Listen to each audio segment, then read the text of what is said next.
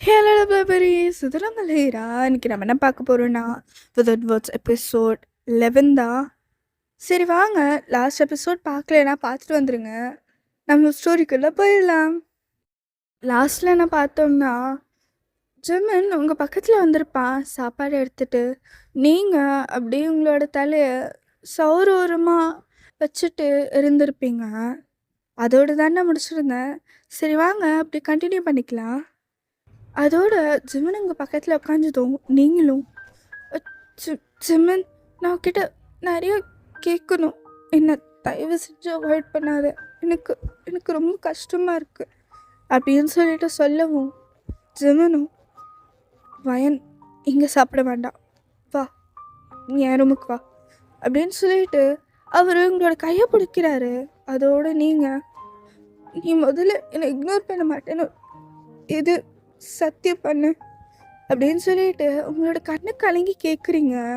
அதோட ஜுமனும் வயன் நான் எதுவுமே நான் உன்னை இக்னோர் பண்ணணும், உன்னை ஹர்ட் பண்ணணும்னு எப்பவுமே பண்ண மாட்டேன், அப்படி பண்ணால் புரிஞ்சுக்கும் அப்படின்னு சொல்லிட்டு அவரோட கண்ணு கலங்குது. எனக்கா அவருக்கு தெரியும் என்ன நடக்க போகுதுன்னு. அவருக்கு ஆல்ரெடி ஒரு ப்ரிடிக்ஷன் இருக்குது, இந்த மாதிரிலாம் நடக்கிறதுக்கு வாய்ப்பு இருக்குன்னு சொல்லிட்டு. அதனால தான் அவரோட கண்ணு கலங்கியிருக்கும்.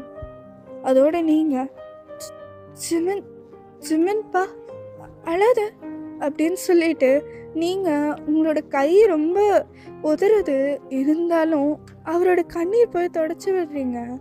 அதோடு அவரால் வாங்கிக்க முடியல. இந்த பொண்ணு நம்மளால அழுது, ஆனால் நம்ம அப்படின்ற மாதிரி அவருக்கு ஒரு மாதிரி இருக்குது. அதோட அவர் உங்களோட கையை பிடிச்சிட்டு போய் டைரெக்டாக அவரோட ரூமுக்கு இட்டுட்டு வராரு. அப்படியே உங்களை பெட்டு மேலே உட்கார வைக்கிறாரு, அவர் தரையில் உட்காந்துக்கிறாரு. அதோட நீங்கள் ஜிமன் நீ ஏன் தரையில் உட்காந்துக்கிற, நீயும் பெட்டு மேலே உட்காரு அப்படின்னு சொல்லிட்டு லைட்டாக உங்களோட பக்கத்தில் இருக்கிற இடத்த பேக் பண்ணுறீங்க. அதோட ஜிமனும் இல்லைவன் நான் அதுக்கு தகுதியான ஆளே கிடையாது அப்படின்னு சொல்லவும், நீயும் நானும் எப்பவுமே சரி சமதான் அப்படின்னு சொல்லிட்டு நீங்கள் அவர் பக்கத்துலேயே போய் உட்காந்துக்கிறீங்க தரையில். அதோட ஜிமன் பயன் இந்த மாதிரிலாம் பண்ணாத, அப்போ நீயும் அப்படி பண்ணாத ஜிமனா அப்படின்னு சொல்லிட்டு நீங்கள் அவரோட ஃபேஸ் கப் பண்ணுறீங்க. கப் பண்ண உடனே ஃபோர்ஹெட் மேலே ஒரு சின்ன கிஸ் கொடுத்துட்டு, நான் உங்ககிட்ட கால் பண்ணாலும் ஏன் நீ எடுக்கல, அதுக்கப்புறமா ஏன் நீ எதுவுமே என்கிட்ட பேசவே இல்லை, நான் யாரோ மாதிரி நடந்துக்கிட்ட, சொல்லு ஜிமன் என்ன என்ன பிரச்சனை சொல்லு ஜிமன் அப்படின்னு சொல்லிட்டு நீங்கள் சொல்லவும், ஜிமனும் வயன் நான் ஒன்றே ஒன்று மட்டும் சொல்கிறேன், என்ன எப்பவுமே விட மாட்டேல்ல, என்ன நடந்தாலும் விட மாட்டேல்ல அப்படின்னு சொல்லிட்டு அவர் கேட்கவும், உங்களோட கண்ணை ரொம்ப கலங்குது. ஏன் ஜிமன் இப்படிலாம் சொல்கிற, நீ அவ்வளோ சீக்கிரத்தில் கண் கலங்குற ஆளே கிடையாது, ஏன் என்னாச்சு எதுவுமே ஏன் சொல்ல மாட்டேட்ருக்க, என்ன பிரச்சனை உனக்கு, நானும் அந்த இந்த ஏரியாவில் நான் உன்னை பார்ப்பேன்னு நினச்சி கூட பார்க்கல, நீ என்னை காப்பாற்றுறதுக்கு வந்தேன்னு நினச்சேன், ஆனால் என்ன நடந்துட்டுருக்கு அப்படின்னு சொல்லிட்டு நீங்கள் ஒரு மாதிரி அழுதுட்டு கேட்குறீங்க. அதோட ஜிமனும் அது கையில் இருந்த பிளேட்டை சைடாக வச்சுட்டு உங்களோட உதட்டை பார்த்துட்டு அப்படியே டைரெக்டாக கிஸ் பண்ணுறாரு, எதுவுமே சொல்லலை. அதோட கிஸ் பண்ணவும் நீங்கள் அப்படியே ஸ்லைட்டாக தள்ளி விடுறீங்க. ஜிமன் உங்களை இன்னும் க்ளோஸாக இழுத்து இன்னும் கிஸ் பண்ணுறான். அந்த கிஸ்ஸில் ஏதோ ஒரு பெயின் இருக்குதுன்றது உங்களுக்கு கிளியராக புரியுது. ஆனால் ஏன் இவன் இவ்வளோ கஷ்டத்தில் இருக்கான்னு கேட்கும் போது எதுவும் சொல்ல மாட்டேருக்கான்னு சொல்லிட்டு நீங்கள் அப்படியே அவனை சாஃப்டாக கிஸ் பண்ண ஆரம்பிக்கிறீங்க. நீங்கள் சாஃப்டாக கிஸ் பண்ணவும் அவர் கொஞ்சம் ரஃப்பாக கிஸ் பண்ணி இருந்திருப்பார், அது இன்னும் சாஃப்டாக இருந்திருக்கும். வயன் நீ என் பக்கத்தில் இருந்தாலே போதும், அது எனக்கு என்னோட காயத்துக்கெல்லாம் இருக்கிற மருந்தாக இருக்கு காயம் என்னமோ நீ செஞ்சதில்லை தான். ஆனால் மருந்தா நீ மட்டும்தான் இருக்க அப்படின்னு சொல்லிட்டு அந்த கிஸ்ல சொல்கிற மாதிரியே இருக்கும். அவனும் அந்த சைட்லேருந்து அப்பதான் வந்திருப்பான். இதை பார்த்துட்ட உடனே ஜிம்மனும் அப்படியே பார்க்கறதுக்கு என்னமோ ரொம்ப பக்கத்தில் உட்காந்துருக்கிற மாதிரி தான்டா இருக்கும். அவர் என்னமோ உங்களோட ஃபேஸில் இருந்து பண்ணுற மாதிரி இருக்கும். கிஸ் பண்ணுறதுலாம் அவருக்கு தெரியல. அதோட சாமன் இது பார்த்துட்டு ஜெமின் ஜெமினியே அவ்வளோ க்ளோஸாக இருக்கா இவ கூட அப்படின்னு சொல்லிட்டு யோசிச்சுட்டு டான் கிட்ட போகலாம், போய் இது சொல்லலான்னு சொல்லிட்டு அங்கேருந்து போகிறான். டான் நான் ஜெமினும் வயலும் ரொம்ப க்ளோஸாக இருக்கிறத பார்த்தேன் அப்படின்னு சொல்லிட்டு சொல்லவும் டானும் ஜெமின்லாம் அப்படி பண்ண மாட்டானு, அவனுக்கு என்ன நடக்கும்னு நல்லாவே தெரியும் அப்படின்னு சொல்லிட்டு சொல்லவும் அதோட டானும் ஜெமினோட ரூமுக்கு வந்துட்டுருக்கான். இப்போ தான் ஜெமினும் உங்களுக்கு சாப்பாடு ஊட்டுறதுக்கு ஆரம்பிச்சிட்டு இருந்திருப்பான். அதோட டான் வந்து பார்க்கும்போது ஜிம்மன் உங்களுக்கு நார்மலாக ஊட்டி விட்டுட்டு உங்களோட உதட்டில் இருந்து இருக்கிற அந்த கரை மட்டும் அப்படி தொடச்சி விடுறது தான் பார்க்குறான். அதோடு இது பார்த்துட்டு டானும் நான் தான் சொன்னல சோமன், அவன் நல்லவன், அவன் இந்த மாதிரிலாம் பண்ண மாட்டான், நான் சொல்கிறது மட்டும் தான் கேட்பான், ஒவ்வொரு யோசிக்காம வா போகலாம் அப்படின்னு சொல்லிட்டு டானும் அங்கேருந்து போயிடுறான். இதோட இது ஜிம்மன் நோட்டீஸ் பண்ணியிருந்திருப்பான். டான் வந்து இது பார்த்துட்டு இது சொன்னதும் அதோட ஜிம்மன் பெருமூச்சு விட்டுட்டு வயன் அப்படின்னு சொல்லிட்டு அவன் உங்களோட கண்ணை பார்த்து கேட்கவும் நீங்களும் என்ன இப்பயாச்சும் பதில் சொல்லவே மாட்டியா அப்படின்னு சொல்லிட்டு கேட்கவும் அவரும் வயன் நான் பதில் சொல்கிறது என்னால் இப்போ சொல்ல முடியுமான்னு தெரியல, கொஞ்ச நாள் கழிச்சு சொல்கிறோம் அப்படின்னு சொல்லிட்டு சொல்லவும் இந்த மாதிரி நீ எத்தனையோ விஷயம் சொல்ல ஜெமின், ஒன்று கூட ஒன்றும் சொல்லலை அப்படின்னு சொல்லிட்டு நீங்கள் கொஞ்சம் கோபமாக சொல்லவும் சரி உங்ககிட்ட ஒரு விஷயம் சொல்கிறேன், நான் இந்த ஏரியாவுக்கு உன்னை காப்பாற்றுறதுக்குன்னு வரல அப்படின்னு சொல்லிட்டு சொல்லவும் அப்போ வேற வேற எதுக்கு வந்த அப்படின்னு சொல்லிட்டு சொல்லவும் அவரும் நான் இதில் நான் ஒரு 6 வயசாக இருக்கும் போதுலேருந்தே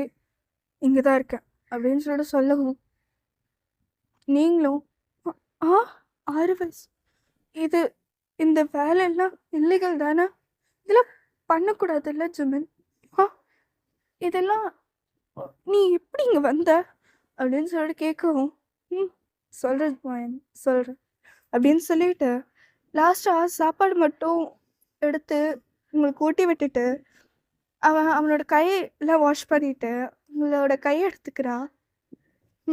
வயன் படு நான் உனக்கு சொல்கிறேன் அப்படின்னு சொல்லிட்டு சொல்லவும் இல்லை ஜிம்மன் நீ இது சொல்லி தான் ஆகணும் அப்படின்னு சொல்லிட்டு சொல்லவும் அதோட அவர் சரி அட்லீஸ்ட் பெட்டு மேலேயாச்சும் உட்காரு அப்படின்னு சொல்லிட்டு சொல்லவும் அப்போ நீயும் பெட்டு மேலே உட்காந்தா மட்டும்தான் நானும் உட்காருவேன் அப்படின்னு சொல்லிட்டு சொல்லவும் வயன்மா தங்கமே அடம் பிடிக்காத அப்படின்னு சொல்லிட்டு சொல்லவும் நீ எந்த தப்புமே பண்ணியிருக்க மாட்டேன்னு சொல்லு, எனக்கு உன்னை பற்றி நல்லா தெரியும், எனக்கு மனசுக்கு பிடிச்சவங்களுக்கு எந்த காயமே வரக்கூடாதுன்னு எல்லாத்தையும் பண்ணுவேன்னு எனக்கு நல்லா தெரியும் ஜிமன், சொல்லு என் பக்கத்துலேயே உட்காரு அப்படின்னு சொல்லிட்டு நீங்கள் அவரோட கையை இழுத்து அவர் பக்கத்தில் நீங்கள் உட்கார வச்சுக்கிறீங்க. வயன் என்ன அவ்வளோ சீக்கிரம் இப்படிலாம் நம்பிடாதண்ணா, நான் ஒன்றும் அவ்வளோ நல்லவெல்லாம் கிடையாது அப்படின்னு சொல்லவும் நீங்கள் அவர் பார்த்துட்டு உங்களோட கையை எடுத்துகிட்டு போய் அவரோட சீக்ஸ் மேலே வைக்கிறீங்க.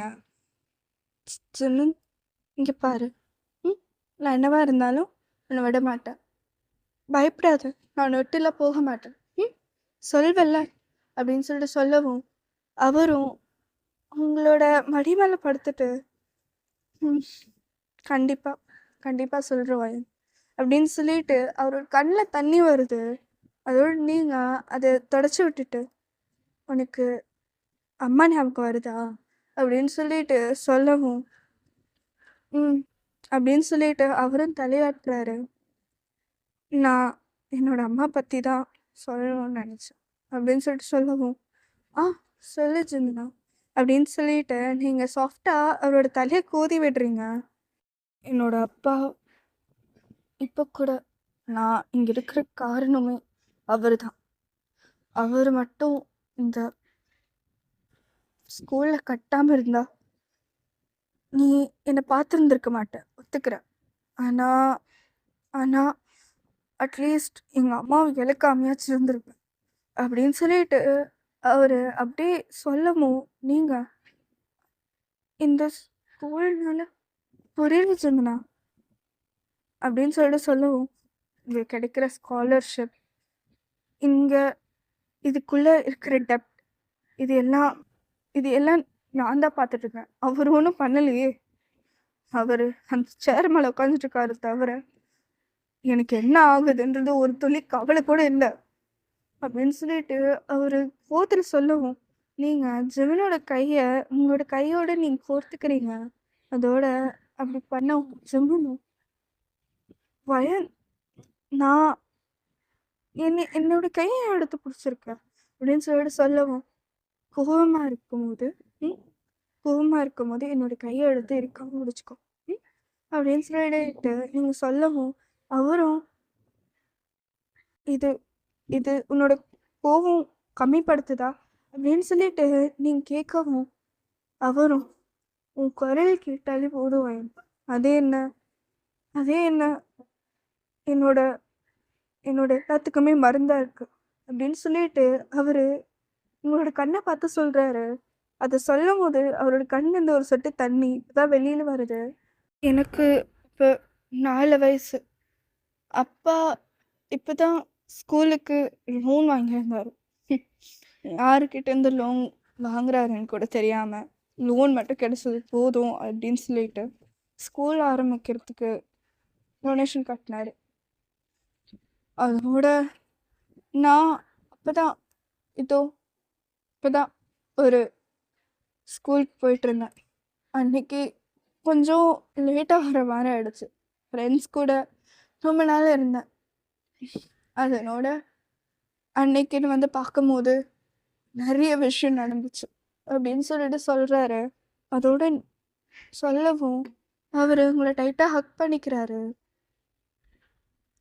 என்னால அது உன்னை பார்த்துட்டு சொல்ல முடியாது அப்படின்னு சொல்லிட்டு அவரு அப்படியே கண்ணை மூடுறாரு.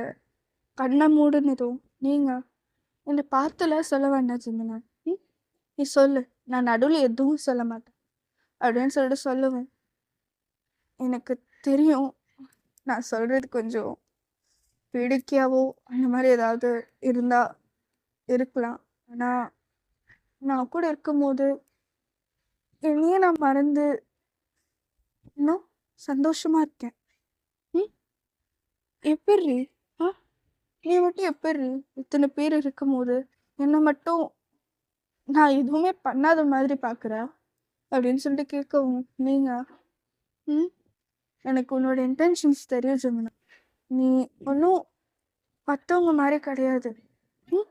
உன்னோட இன்டென்ஷன்ஸ் ரொம்ப பியூர், அது எனக்கு தெரியும் அப்படின்னு சொல்லிட்டு சொல்லவும், நீ மட்டும்தான் என்ன அந்த மாதிரி சொல்லலாம் அப்படின்னு சொல்லிட்டு சொல்லவும், நீங்க சரி இப்போ நான் அமைதியாக இருக்கேன், நீ சொல்வியா, நான் அமைதியாக கேட்பேனா அப்படின்னு சொல்லிட்டு சொல்லவும், ஜெமினும் அன்னைக்குன்னு பார்த்து நான் அன்னைக்கு மட்டும்தான் ரொம்ப லேட்டாக வந்தேன். ஃப்ரெண்ட்ஸ் கூட இருந்தேன்னு சொன்னேன்ல, ஃப்ரெண்ட்ஸ் கூட தான் வெளியில் இருந்தேன். அன்னைக்கு டெப்ட் கட்டணும்னு சொல்றதுக்காக லோன்காரங்களாம் அங்கே வந்தாங்க. எங்கள் அம்மா வந்து அப்போ இருக்கிறது எல்லாமே கொடுத்துட்டாங்க. அவங்கக்கிட்ட இருக்கிற எல்லா நகையுமே கொடுத்துட்டு இப்போ அவங்க கையில் இருக்கிற அப்பாக்கும் அம்மாக்கும் இருக்கிற ஒரு வெட்டிங் ரிங் கூட கொடுத்துட்டாங்க. இதுக்கு மேலே வேற என்ன கொடுக்கணும்னு தெரியல அவங்களுக்கு.